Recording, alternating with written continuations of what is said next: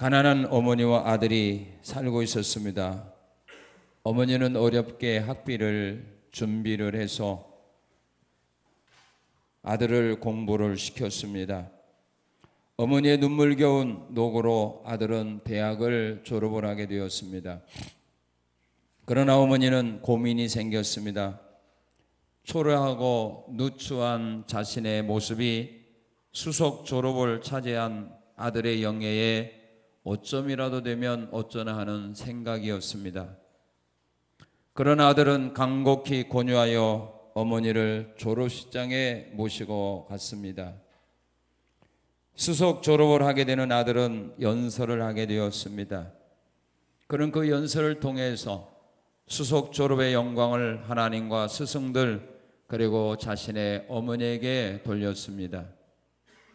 연설을 마친 그는 우레와 같은 박수 속에서 학장으로부터 금메달을 받게 됩니다. 그는 메달을 자신의 목에 걸지 않고 두 손으로 받쳐 들고는 청중들 틈으로 들고 갔습니다. 사람들이 시선이 초라한 옷을 입은 그의 어머니에게 집중되었습니다. 어머니에게 가까이 간 그는 어머니 고맙습니다. 어머니의 은혜로 이렇게 졸업을 하게 되었습니다. 이 메달은 마땅히 어머니께서 받으셔야 합니다 라고 말한 후에 그 메달을 어머니의 목에 걸어드렸습니다. 그 후에 그는 그 대학의 총장이 되었습니다. 그리고 10년 후에는 미국의 대통령이 되었습니다. 그리고 그는 노벨 평화상도 받았습니다. 그가 바로 민족 자결주의를 제창한 미국의 윌슨 대통령이었습니다. 하나님은 말씀을 통해서 약속해 주셨습니다.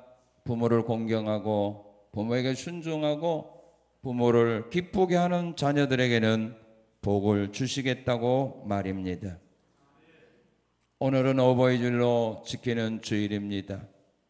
하나님께서는 오늘 해주신 말씀을 통해서 자녀가 부모를 기쁘게 하는 것이 무엇이고 또한 자녀가 부모를 기쁘게 할 때 하나님께서 그 자녀들에게 어떤 은혜와 복을 주시는가를 오늘 사울을 통해서 하나님은 우리에게 말씀해 주고 계십니다. 성산의 성도들도 부모를 공경하고 부모를 기쁘게 하는 자녀들이 되어서 하나님께서 약속하신 은혜와 복을 받아 누리는 복된 자들이 되시기를 축원합니다. 부모를 기쁘게 하는 자녀, 그 자녀는 어떤 자녀일까요? 우리가 부모를 기쁘게 하는 그런 삶을 살아가려면 우리가 어떻게 생활해야 될 것인가를 사울을 통해서 하나님은 오늘 우리에게 가르쳐주고 있습니다. 사울은 부모를 기쁘고 즐겁게 하는 자녀였습니다.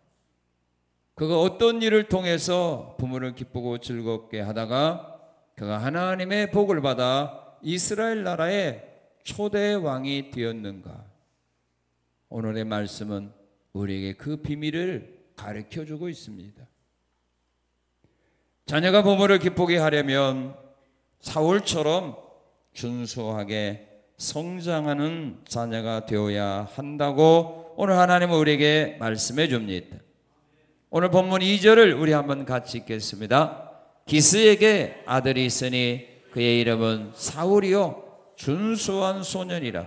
이스라엘 자손 중에 그보다 더 준수한 자가 없고 이스라엘 자손 중에 사울보다 더 준수한 자가 없었더라 이렇게 말합니다. 여기 준수하다 이 말은 좋은, 선함, 외모가 아름답다 이런 말입니다. 사울이 준수한 소년이었다 이 말은 사울은 선한 소년이었다. 사울은 착한 자였다. 사울은 아름다운 자였다 그 말입니다. 이스라엘 나라에서 사울보다 선한 자가 없었다 그 말입니다. 부모는 자기 사랑하는 자녀들이 선하기를 원합니까? 악하기를 원합니까? 그런데 선합니까? 악합니까? 왜 거기는 대답 안 해요? 부모가 자녀들에게 원하는 것은 선한 자녀가 되기를 원하지 악한 자녀가 되기를 원하는 부모는 없습니다. 자녀가 악한 일을 행하며 나갈 때 부모님들은 눈물을 흘리게 되고, 선한 일을 행하게 될 때에 부모는 자녀를 통해서 기쁨을 얻습니다. 자녀를 양육하고 교육하는 보람을 느낍니다. 오늘 우리가 선한 자녀가 되려면 어떻게 하느냐? 사랑하는 자녀들이 선한 자녀로 성장하기를 부모가 원한다면 어떻게 해야 될 것인가? 성령의 은혜 안에 살게 해야 합니다. 왜냐하면 성령은 우리로 하여금 선한 삶을 살아가도록 우리에게 도움을 줍니다. 그러나 마귀는 우리로 하여금 악한 자가 되게 합니다. 성경은 말합니다. 마귀는 처음부터 거짓말장이요 마귀는 살인자라고. 우리가 사단의 지배를 받게 되면 우리는 악한 삶을 살아갈 수밖에 없습니다. 우리는 거짓된 삶을 살아갈 수밖에 없습니다. 사람들에게 상처와 고통과 아픔과 피해를 주는 삶을 살아갈 수밖에 없습니다. 사람을 죽이는 살인자가 될 수밖에 없습니다. 그러나 성령은 우리로 하여금 선하게 살게 합니다. 빌립보 1장 6절은 그렇게 말합니다. 너희 안에서 착한 일을 시작하신 이가 그리스도 예수의 날까지 이루실 줄을 우리는 확신함이라. 믿습니까? 너희 안에서 착한 일을 시작하신 이, 믿음의 사람들 안에서 착한 일을 시작하신 이가 누구냐? 성령님입니다. 그 성령님이 예수님이 재림할 때까지 우리 속에서 착한 일을 이루실 줄을 우리는 믿어야 한다 이 말입니다. 그러므로 여러분들이 사랑하는 자녀가 여러분들이 자신이 앞으로 남아있는 삶 속에서 착한 일을 행하며 착하게 살기를 원한다면, 선하게 살기를 원한다면, 사람들이 보기에 아름다운 삶을 살기를 원한다면 우리는 모두 성령의 은혜 안에 살아가야 된다 이 말입니다. 사랑하는 자녀들이 성령의 은혜 안에 살 수 있도록 우리는 기도해 줘야 되고 도움을 주어야 하는 겁니다. 우리 안에서 착한 일을 행하시는 분은 성령님이기 때문입니다. 성령의 열매 가운데 어떤 열매가 있죠? 갈라디아 5장 23절은 성령의 9가지 열매 가운데 우리로 하여금 믿음의 사람으로 하여금 맺게 하는 열매, 어떤 열매예요? 양선의 열매. 성령 우리로 하여금 선을 행하는 열매를 맺게 한다. 믿습니까? 선한 자를 싫어하는 사람 하나도 없어요. 회사에서도요, 실력 있고 능력 있는 자도 물론 원하지만은 그 자들이 악하다면, 사기꾼이라면, 도둑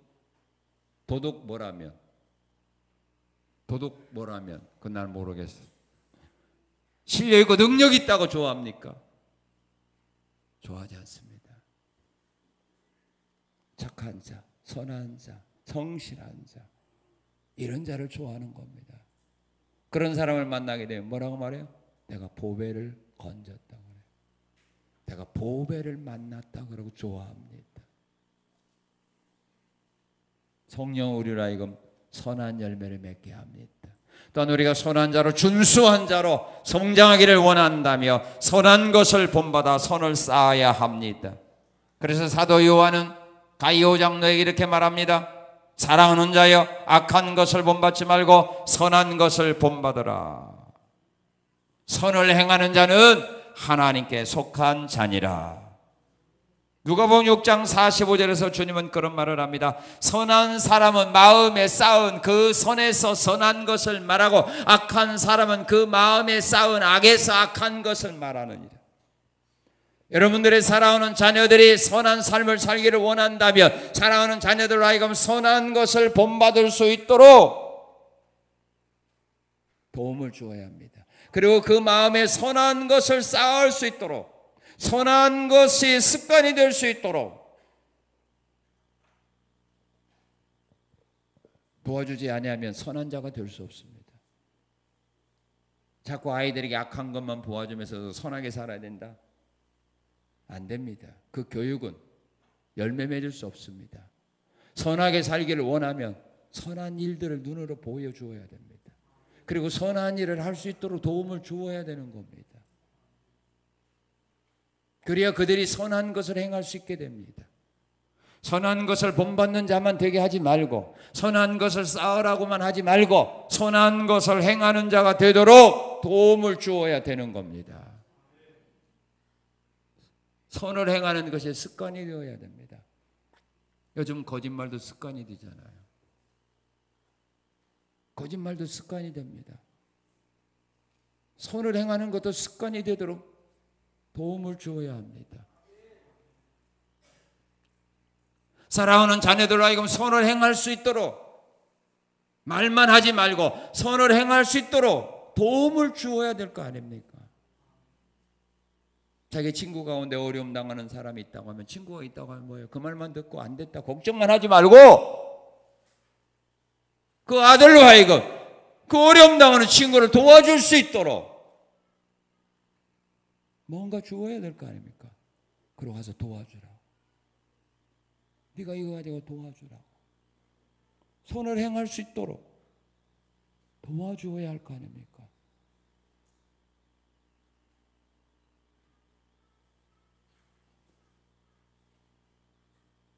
야고보 4장 17절에서 하나님 말합니다.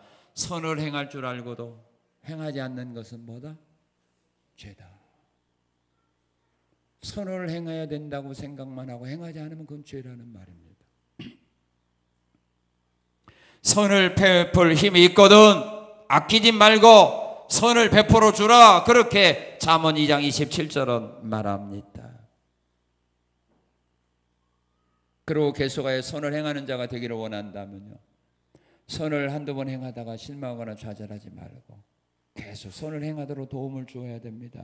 왜냐하면 내가 선을 행하는데 상대가 그걸 받아주지 않으면 실망하거든요. 저런 사람은 도와줄 필요가 없다라고 말하는 것은 실망한 겁니다.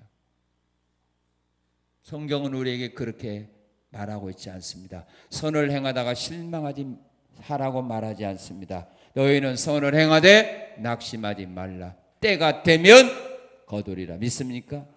때가 되면 열매를 거두게 되어 있습니다. 심어놓으면 열매를 거두게 되어 있다. 그런 말입니다. 지금 열매가 나타나지 않는다 할지라도 싹이 나서 자라나게 되어 열매 맺는 때가 온다. 그 말입니다. 수양관에요, 감자를 심었거든요.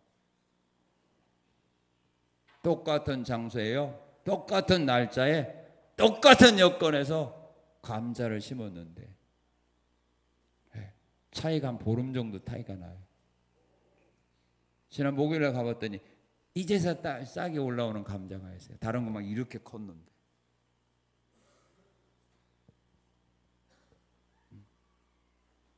만약 그때 싹이 나지 않는다 그거 파헤쳐 버렸으면 안 나죠. 때가 되면, 선을 행했으면 때가 되면 분명히 열매 맺도록 하나님이 역사하신다는 믿음을 가지고 선을 행하되 낙심하지 않는 자녀가 되도록 교육해야 된다, 이 말입니다. 그래야 선한 자가 됩니다. 선을 행하다가 낙심하니까 사람이 악한 자로 변질돼 버리는 겁니다.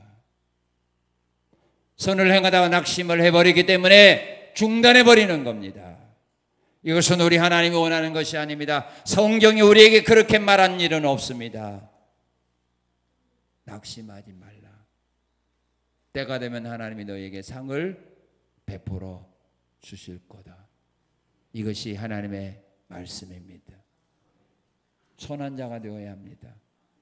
선한 자가 되어야 부모님이 기뻐하고, 선한 자가 되어야 하나님이 기뻐하고, 선한 자가 되어야 사장님이 기뻐하고, 선한 일을 해야, 선한 사람이 되어야, 착한 사람이 되어야 그 단체의 리더들이 기뻐하고 즐거워하는 겁니다.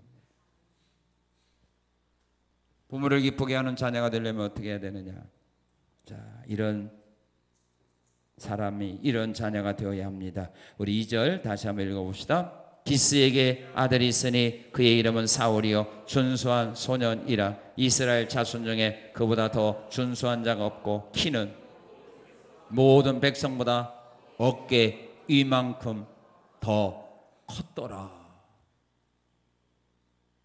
기스의 아들 사울은 보통 사람들보다 어깨 위가 더 있었어요. 그만큼 건강하게 성장했다, 그런 말입니다. 육체가 건강하게 성장한 겁니다. 자녀가 병들어 살아가는데 자녀들을 보고 기뻐하고 행복하게 살 부모가 어디 있습니까? 자녀가 원하는 것은 자기 사랑하는 자녀들이 영육이 건강하게 성장하는 겁니다. 그런 모습을 볼 때에 기쁨이 있고 즐거움이 있는 겁니다. 그런데 자녀들이 날마다 약봉지 가지고 다니면 시간 맞춰 약 먹어야 되고 일주일에 한두 번 병원에 다니고, 그런 자녀의 모습을 보고 부모가 기쁨과 행복, 만족함 누리기 어렵습니다. 항상 그 마음에는 어둠의 그림자가 그 마음을 지배할 수밖에 없습니다. 아픈 자녀들이 건강 회복하면 그때는 기쁨이 넘치죠. 사울은 건강했어요. 육체가 건강하게 성장했습니다. 그러므로 사랑하는 자녀들은 부모를 위해서라도, 즐거움을 위해서도, 부모의 마음의 행복을 위해서라도 우리가 건강하게 성장하도록 우리가 노력을 해야 하는 겁니다. 운동선수도 마찬가지 아닙니까? 비싼 돈을 두고 스카우트 해왔는데 게임에 나가지도 못하고 재활치료나 받고 있으면 구단주나 감독이 어떻습니까? 얼마나 마음이 무겁겠습니까? 회사에서도 마찬가지 아닙니까? 우리가 아팠어. 우리가 할 일을 제대로 하지 못하고 출근보다 결근을 많이 하는데 우리의 모습을 보는 그 사장님들이 기뻐하겠냐 이거예요. 그러므로 우리들은 건강을 유지해야 된다 이 말이에요. 육신의 건강을 우리가 회복해야 나를 맞이하는 사람들, 나를 직원으로 선택한 사람들이 기뻐하고 즐거워하고 나를 직원으로 선택한 일에 대하여 후회를 하지 않는다 이 말입니다. 그러면 우리가 건강을 위해서는 어떻게 해야 됩니까? 육체가 건강하기 위해서는 우리가 먼저 영혼이 잘 되어야 되는 겁니다. 영혼이 잘 되면 육체는 건강하게 되어 있다 이 말입니다. 요한 3서 1장 2절은 말합니다. 시작. 왜 또 헤매요? 자, 시작. 또 뭐 왔다 갔다 해요. 다시 시작. 예, 사랑하는 자요, 내 영혼이 잘 된 것 같이 내가 범사가 잘 되고 강건하기를 내가 원하노라 믿습니까? 영혼이 잘 되면 범사가 잘 되고 영혼이 잘 되면 육체가 강건해지는 복을 하나님은 우리에게 주신다 이 말입니다. 잠언 4장 20절 24절에서 하나님은 약속했습니다. 말씀을 잘 듣고 마음속에 지키는 자가 되어야만 온 육체가 건강하게 되는 복을 받는다 이 말입니다. 하나님의 말씀을 잘 듣고 지키는 자가 되면 온 육체가 건강해지는 복을 하나님은 약속한 겁니다. 우리의 영혼이 잘 되면 하나님은 우리의 육체가 건강해지는 복을 주시는 겁니다. 그리고 우리의 육체가 건강해지려면 염려와 근심이 없는 삶을 살아가야 됩니다. 왜냐하면 염려와 근심은 우리를 병들게 하기 때문입니다. 잠언 17장 22절에서 하나님은 말씀합니다. 마음의 즐거움은 양약이라도 마음의 근심은 뼈를 마르게 하느니라. 다윗은 시편 30편 9절에서 고백합니다. 내 근심 때문에 내 눈도 영혼도 내 육체도 쇠하였다. 나의 근심 때문에 내 눈이, 내 영혼이, 내 육체가 연약해졌다. 요즘 자녀들도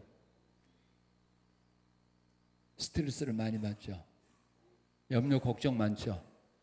그죠? 그래서 잠도 못하고 요즘 아이들이 우울증 빠지기도 하고 밥 먹으면 소화도 안 되고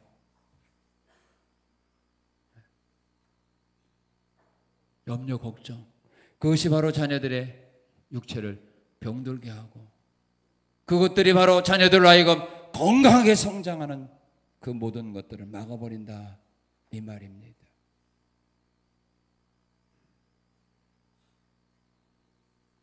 그리고 우리가 건강하게 성장하려면 건강식이어야 되죠. 모든 병은 어디에서 와요? 음식에서 오거든요. 모든 병은 음식에서 와요. 우리가 음식을 잘못 먹어서 병들어요.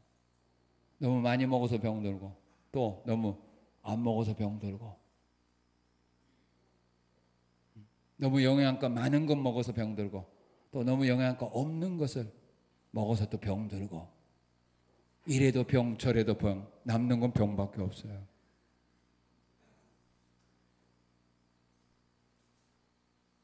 그래서 요즘 아이들 보면 너무 잘 먹어요. 옛날에는 너무 못 먹어갖고 병들었죠. 그죠? 옛날에 먹을 거 없으니까 옛날에는 못 먹었어요? 벼랑복 파서 먹었어요. 벽 뭘로 만들었어요? 벽을 옛날에는 진흙으로 만들었잖아. 그죠? 진흙으로 벽 만들었죠. 시골 사람 없구만. 요즘은 세미님 옛날에는 쌀이나무로 해서 엮어가지고 진흙으로 딱 다 벽 만들었죠. 그래서 그거 아이들이 있는 집에 보면 다 벼랑방이 다 파져 있어요. 왜? 그거 먹었어요. 왜? 사람이 원래 뭐예요? 재료가 흙이니까 흙 먹어도 안 죽거든. 원래 사람이 흙으로 만들어서요. 흙 파 먹었어요. 근데 요즘은 너무 잘 먹어서 탈이죠. 너무 많이 먹는데 운동은 안 하거든. 그러니까 병들 수밖에 없죠. 약할 수밖에 없죠. 아까 일부에 학생들이 있고 주일학생이 많아서 물어봤어요. 고기가 좋냐 채식이 좋냐 했더니 고기래. 고기.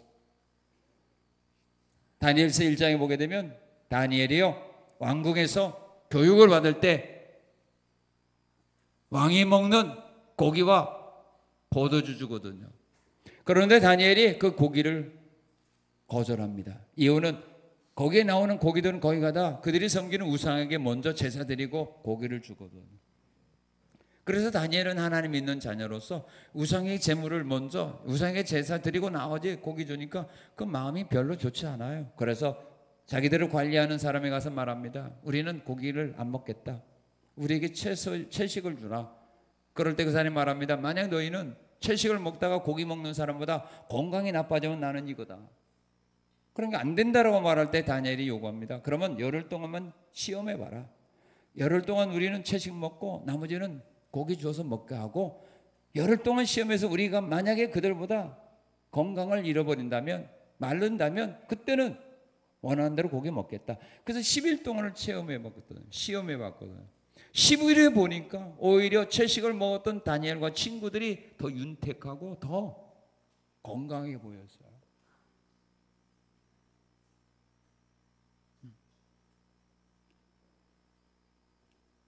호세아 7장 5절은 말합니다. 왜 사람이 병드냐? 술 때문이라고 말합니다. 술은 우리 사람으로 하여금 병들게 한다 그랬어요. 술의 뜨거움으로 말미암아 사람이 병든다 그래요.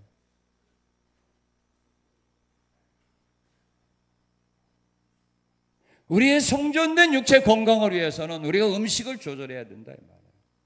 아무거나 막 먹으면 안 된다는 말입니다. 음식을 맛으로 먹으니까 병들어요. 맛으로 먹으니까. 맛있다 그러면 더 먹거든요. 맛없다 하면 덜 먹거든요. 음식을 맛으로 먹으니까 그래요. 음식은 맛으로 먹으면 안 되죠. 우리의 건강 유지를 위해서 음식을 만들어 먹어야 됩니다.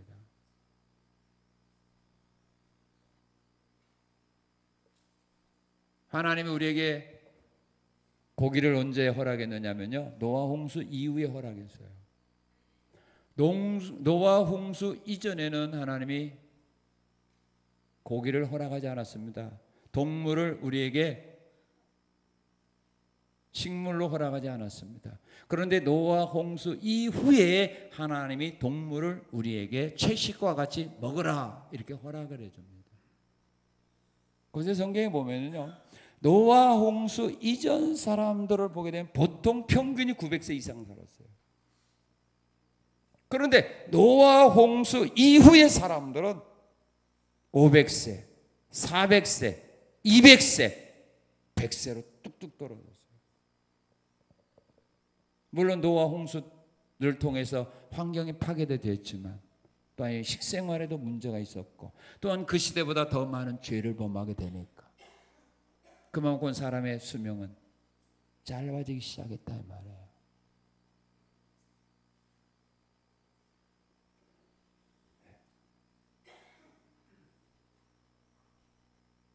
도시에서 생활하다가 병 걸린 사람들 있잖아요. 의사가 이 사람 포기한 사람들이 있어요.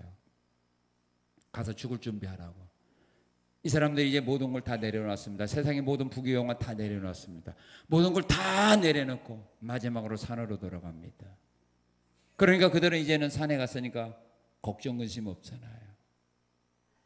먹는 거 다 유기농이죠. 오염된 거 하나도 없죠. 공기 좋죠. 물 좋죠. 마음 비웠지요. 자기들이 농사해서 먹죠. 산에 가서 먹을 거 취해다가 먹죠. 이 사람들 당시 1년도 못 삽니다 하는데 보통 보니까 지금도 10년, 20년 살더라고요.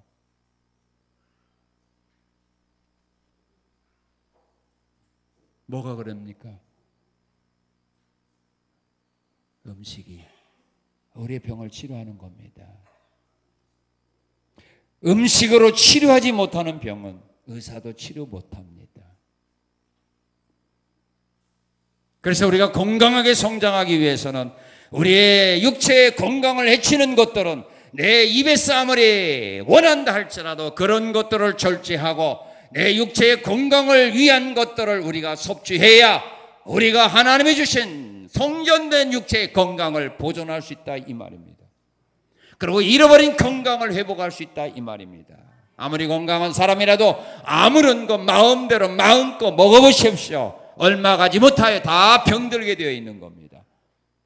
내가 잘못 관리하고 잘못된 것 먹고 병든 다음에 하나님께 나가서 고쳐주십시오. 이거 미안하지 않아요?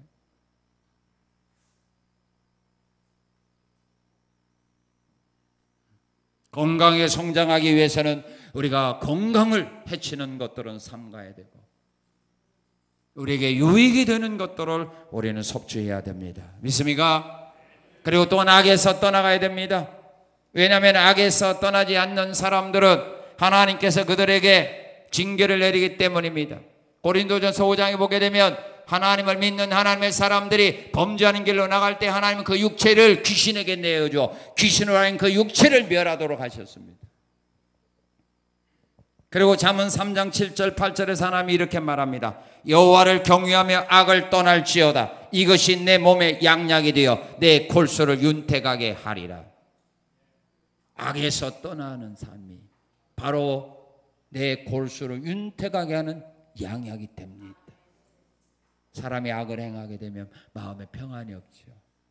기쁨 즐거움이 없죠. 그게 바로 독약인 겁니다. 우리의 육체를 병들게 하는 그게 바로 독약인 겁니다. 그래서 하나님 말씀하는 겁니다. 악에서 떠나라. 악에서 떠나라. 악을 행한 사람들은 쫓기는 삶 살잖아요. 저녁에 잠을 자다가도 악몽이나 꾸고 저녁에 잠을 자다가 벌떡벌떡 일어나죠. 그런 선을 행한 사람은 그런 일이 없거든요. 그리고 부모를 기쁘게 하는 자녀가 되려면 어떻게 해야 됩니까? 부모님의 말씀에 순종을 잘하는 자녀가 되어야 됩니다. 자, 오늘 본문 우리 3절 한번 읽어봅시다. 사울이 얼마나 부모님 말씀에 순종을 잘하는가? 3절 시작.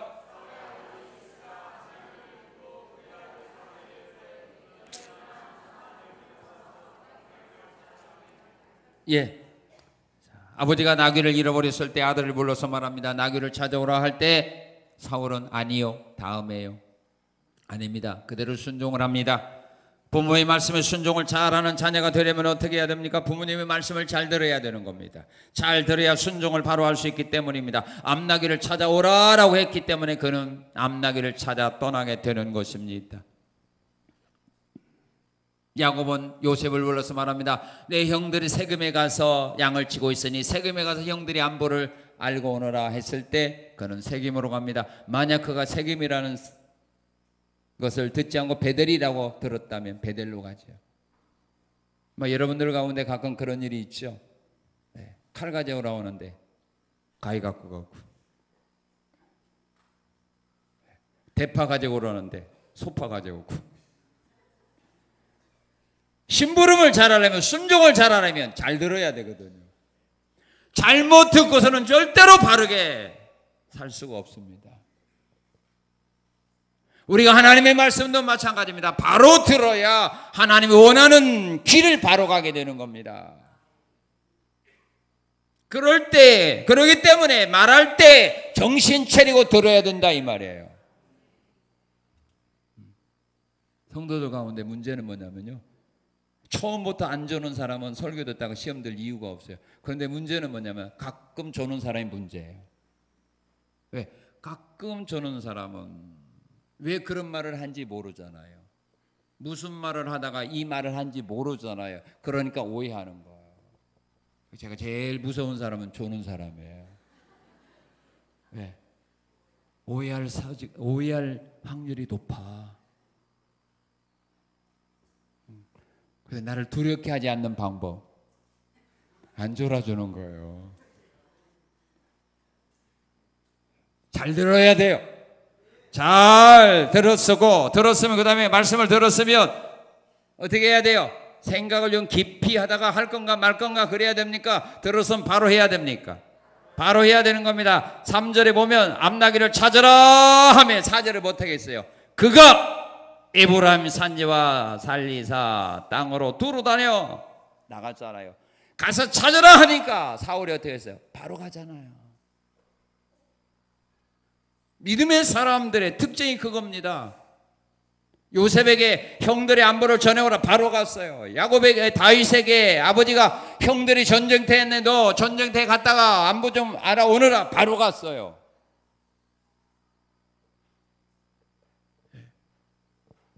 순종도 때가 있는 거예요. 그 기회를 놓쳐버리면 아무 의미가 없죠. 원하는 때 일하는 거, 이게 중요한 겁니다. 그리고 형식적으로 하지 말고 마음을 다해서 해야 됩니다. 자, 4절 읽어봅시다. 4절 시작. 그가 에브라임 산지와 살리사 땅으로 두루 다녀 보았으나 찾지 못하고 살림 땅으로 두루 다녀 보았으나 그곳에는 없었고 베냐민 사람의 땅으로 두루 다녀 보았으나 찾지 못하니라. 여러분, 이 정도 되면은 집으로 가요, 안 가요? 한 번 찾았는데 거기 없어. 그러면 가요? 또 찾으러 다니겠어요? 하기 싫은 사람은 그냥 가는 거예요. 그래서 순종하는 것을 볼 때 정말 형식적으로 어쩔 수 없이 순종하느냐, 그렇지 않으면 정말로 마음으로 순종하느냐, 이걸 보면 알잖아요. 그래서 여러분 가끔 그런 말 하지 않았어요? 뭐요? 너 그렇게 하려면 뭐 하지 말아라? 하지 말아라. 그렇게 하려면 하지 마라. 이거 뭐예요? 하기 싫어서 하는 거예요.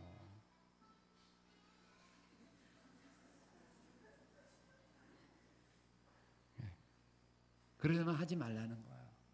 그런데 사울 보세요. 정말로 아버지가 찾기를 원하는 암나귀들을 찾아야 되겠다는 이 마음이 있으니까 그 마을가 없으면 또 다른 데 없으니까 또 다른 데 어떻게든 찾으려고 노력하는 이 마음, 이게 중요한 거다.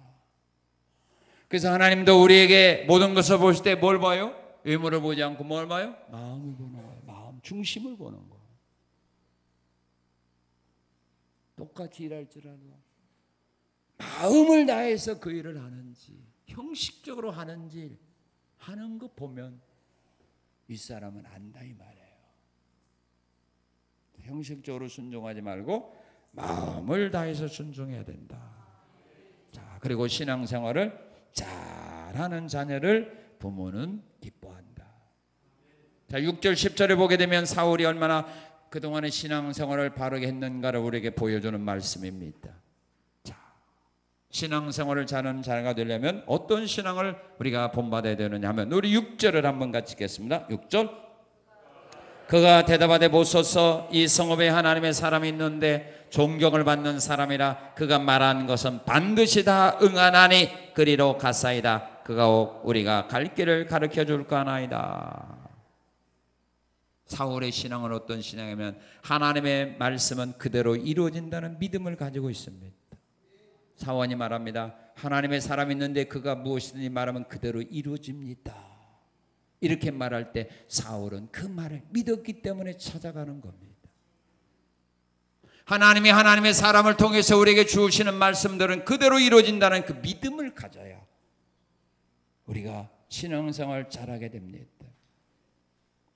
열왕기하 4장에 보게 되면은 선지자 생도의 아내가 어려움을 당했을 때 선지자를 찾아갑니다. 그때 선지자가 말합니다. 내 집에 가서 내 아들들과 함께 빈 그릇을 빌려다가 기름 한 병 있는 거 부으라 라고 말합니다. 어머니가 그 말을 듣고 와서 아들들에게 말합니다. 선지자가 이렇게 말한다고 한다. 우리 빈 그릇 빌리러 가자 라고 말한다면 여러분들은 엄마 말 듣고 가겠어? 좀 생각해 보겠어? 예? 생각해 보겠죠? 엄마가 너무 빛에 쪼들리다 보니까 이렇게 헷가당한 걸로 생각할 거예요. 그리고 뭐라고 말해요? 엄마 정신 차려, 정신 차려. 좀 할 만한 걸 해야 돼. 가능성이 있는 것을 하자고 해야 되지. 엄마 그 선지자의 말대로 된다고 믿어? 믿음 없는 자녀는 보통 그렇게 말할 겁니다. 그러나 선지자 생도의 두 아들은 어머니가 선지자의 말을 듣고 와서 행하자고 할 때 그대로 순종하는 겁니다. 왜? 하나님이 하나님의 사람들을 통하여 전해주신 말씀들은 그대로 된다는 이런 믿음들이 있었기 때문입니다. 노아의 세 아들도 마찬가지 아닙니까? 아버지가 하나님으로부터 받았던 계시를 그가 아들들에게 말할 때에 그 아들들이 정말로 하나님의 말씀의 능력을 안 믿었다면 아버지가 방주를 지차고 하는 그 의견에 그들이 순종할 수 있었겠느냐 이 말이에요.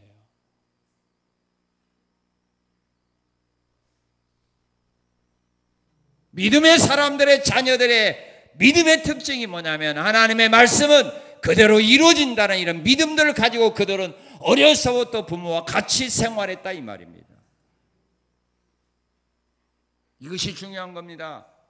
성경을 얼마나 많이 읽고 깨닫느냐가 중요한 것이 아닙니다. 얼마나 많은 은혜를 받느냐가 중요한 것이 아니라 하나님의 말씀은 그대로 이루어진다는 이런 믿음과 확신을 가지게 하는 것이 더 중요하다는 말입니다. 은혜를 받아도 깨달아도 행하지 않으면 그건 죽은 믿음 아닙니까? 사울에게는 바로 이런 믿음이 있었어요. 그리고 사울은 어떤 믿음을 가지고 있느냐? 우리 7절 한번 읽겠습니다. 7절. 사울이 그 사환에게 이르되 우리가 가면 그 사람에게 무엇을 드리겠느냐? 우리 주머니에 먹을 것이 다하였으니 하나님의 사람에게 드릴 예물이 없도다. 무엇이 있느냐? 하나님께 예물을 드리는 믿음을 가져야 됩니다.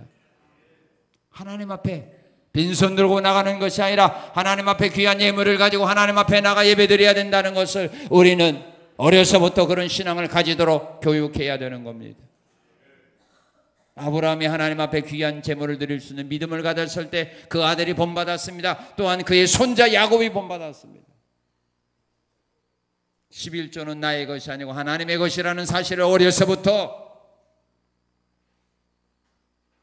교육을 시키고 감사한 일이 있을 때에는 말로만 감사하지 말고 하나님 앞에 적은 거라도 정성을 다하여 하나님 앞에 감사 예물을 드려서 감사를 표해야 된다는 사실을 가르쳐야 되는 겁니다. 은혜만 사랑만 복만 원하는 자가 되지 말고 받은 은혜와 사랑과 복을 하나님 앞에 드릴 수 있는 그런 신앙의 사람이 되어지도록 가르쳐줘야 됩니다. 사울은 그것을 배운 겁니다. 아버지가 하나님의 사람을 찾아갈 때 그냥 들고 그냥 빈손으로 가지 아니한 걸 그가 보고 느낀 겁니다.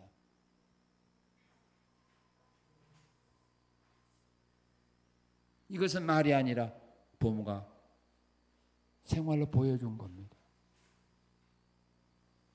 그리고 어려운 일을 만나게 되었을 때 하나님의 사람을 찾아가는 믿음을 가지고 있습니다. 우리 10절 읽어봅시다. 10절. 사울이 그의 사원에게 이르되 내 말이 옳다 가자 하고 그들이 하나님의 사람이 있는 성읍으로 가니라. 어려운 일이 있을 때 하나님을 찾아라. 어려운 일이 있을 때 하나님의 사람을 찾아라. 그게 중요한 겁니다. 어려운 일이 있을 때 하나님의 사람을 찾아라. 사울은 어려운 일이 있을 때 자기 힘으로 능력으로 해결할 수 없는 이런 문제에 부딪혔을 때 포기하고 돌아간 것이 아니라 하나님의 사람을 찾게 됩니다. 거기에서 문제 해결이 시작된 겁니다. 그리고 하나님의 사람을 찾아갈 때 어떤 사람은 그렇습니다. 자기들이 다 해답을 가지고 찾아옵니다.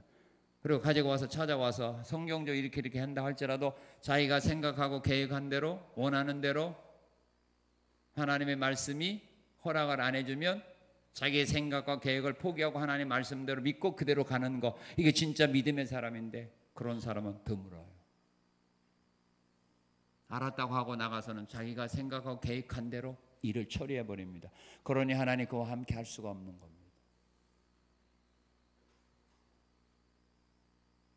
열왕기하 3장에 보게 되면 여호사밧 왕이 3명의 왕들이 연합군을 형성해서 모압 나라와 전쟁을 하러 광야로 나갔다가 광야에서 물을 구하지 못하여 다 죽음의 위기에 처할 수밖에 없었어요. 광야에서 어디서 물을 구합니까? 그 수많은 사람과 그 수많은 짐승들이 먹어야 물을 광야 어디에서 구합니까? 그럴 때 여호사밧 왕이 말합니다. 여기 하나님의 사람이 혹시 없느냐? 그럴 때 사람이 말합니다. 엘리야 선지자가 손 씻을 때 그 손에 물을 붓던 엘리사 선지자가 있습니다라고는 소식을 들었을 때 여호사밧 왕은 말합니다. 그에게 여호와의 말씀이 있다 하고 3사람의 왕이 선지자를 찾아갑니다. 왕의 명령이면 선지자 앞으로 데려오게 할 수 있잖아요. 선지자 거기 있느냐? 당장 가서 선지자 데려와라 이렇게 명령해도 되는데 여호사밧 왕은 친히 3사람의 왕이 그 선지자가 있는 그곳까지 찾아갑니다. 그때 선지자가 그들에게 해결하는 방법을 가르쳐 줍니다. 그 방법이 뭡니까? 하나님이 말씀합니다. 이 골짜기 개천을 파되 많이 파라고 합니다. 여러분 순종하겠어 안 하겠어? 선지자의 처방이 가능성 있는 거예요? 0.1%라도 가능성 있는 겁니까? 전혀 가능성이 없는 처방입니까? 예? 전혀 없죠? 광야에 골짜기 판다고 물이 어디서 와요? 그런데 여호사밧 왕은 그 선지자의 말을 믿고 백성들과 함께 광야에 개천을 팔 때 하나님께서 말씀한 대로 다음날 그 개천을 판 그곳에 물이 흐르도록 역사하셔서 믿습니까? 하나님의 생각은 우리의 생각과 다른 겁니다. 그래서 성경은 말합니다. 하나님의 미련한 것이 사람의 지혜보다 낫다. 믿습니까? 미련한 방법이라도 이렇게 하면 안 된다라고 생각할지라도 그 말씀이 하나님이 나에게 주신 말씀이라고 믿는다면 행해야 된다 이 말이에요. 그럴 때 하나님은 역사하기 때문입니다. 그런 믿음을 가져야 신앙생활을 바로 하는 겁니다. 교회만 열심히 다니고 교회 와서 봉사를 잘하는 것이 신앙생활 잘하는 것이 아니라는 말입니다. 신앙생활 잘하는 자녀가 누굽니까? 주의 주신 말씀을 믿고 그대로 행하는 자가 신앙생활을 제대로 하는 부모요 자녀인 겁니다. 자기 멋대로 하는 사람이 아닙니다. 자기 생각하는 대로 계획한 대로 일하는 사람이 신앙생활 잘하고 봉사 잘하는 사람이 아닙니다. 누가 신앙생활 잘하고 누가 바르게 헌신하고 누가 봉사를 잘합니까? 성경이 말한 대로 순종하고 따라가는 사람. 그 사람이 믿음 생활 잘하고 그 사람이 신앙 좋은 거예요. 사울은 바로 그런 신앙인으로 성장한 거예요. 그래서 그런 하나님의 사람이 주시는 말씀대로 순종하죠. 22절 27절에 보면은 그런 선지자가 주시는 말씀대로 순종을 합니다. 고기를 줘서 먹으라면 먹습니다. 지붕에 올라갑니다. 일어나라 할 때 일어납니다. 길을 가다가 네 사원을 먼저 보내라 보냅니다. 너 잠깐 머물러 있어라 머물러 있습니다.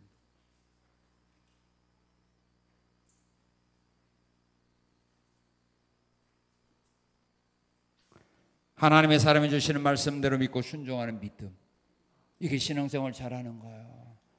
마음에 들면 순종하고 마음에 안 들면 거부하고 불평하고, 이건 신앙생활 잘못하는 겁니다.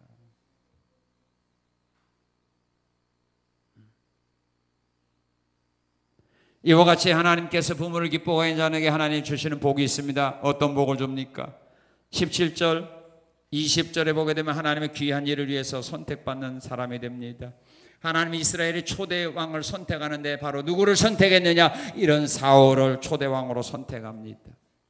부모님을 기쁘게 하고 즐겁게 했던 다윗을 하나님은 이스라엘 나라 2대 왕으로 선택을 합니다. 부모에게 효도하는 자, 기쁘고 즐겁게 하는 자, 이런 사람을 하나님의 나라의 일꾼으로 선택합니다. 그리고 그들은 자신이 맡은 일을 잘 감당하게 되는 복을 받습니다. 사무엘상 10장 2절에 보게 되면 잃었던 암나귀를 다시 찾게 됩니다.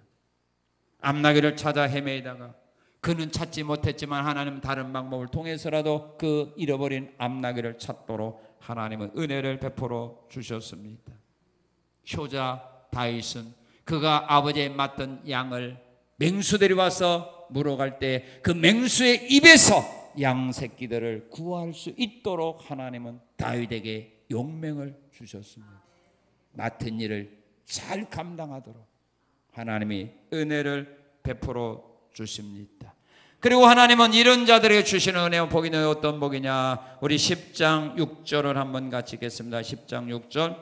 내게는 여호와의 영이 크게 임하리니 너도 그들과 함께 예언을 하고 변하여 새 사람이 되리라. 우리 10절. 그들이 산에 이를 때 선지자의 무리가 그를 영접하고 하나님의 영이 사울에게 어떻게 임하니?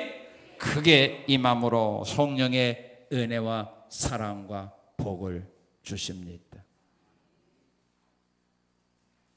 성령의 은혜가 사울에게 여기 보면 크게 임했다, 충만하게 임했다, 그 말입니다. 그리고 어떤 사람이 됩니까? 10장 6절에 말했죠. 무슨 사람이 되리라? 새 사람이 되리라. 성령이 임하게 되면 우리는 모두 다 옛사람을 벗어버리고 새 사람으로 새로운 삶을 살아가게 됩니다. 그리고 무엇보다 감사한 것은 부모를 기쁘게 하는 자녀에게 하나님 주시는 복이 있는데 어떤 복인가? 우리 7절 10장 7절을 읽겠습니다. 시작.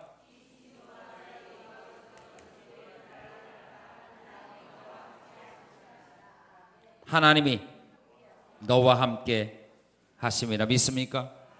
하나님은 부모를 기쁘게 하는 자와 함께 하십니다. 그러나 불효자식들은 하나님이 함께 하는 것이 아니라 하나님은 그들은 버리셨습니다. 함의 불효를 보고 하나님은 그를 버렸습니다.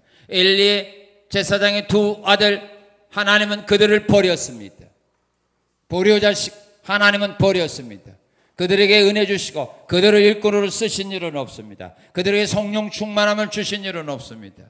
그들이 하는 일이 잘 되어지도록 하나님의 복을 주신 일은 성경에는 없습니다. 그래서 하나님은 우리에게 제5겸을 주신 겁니다.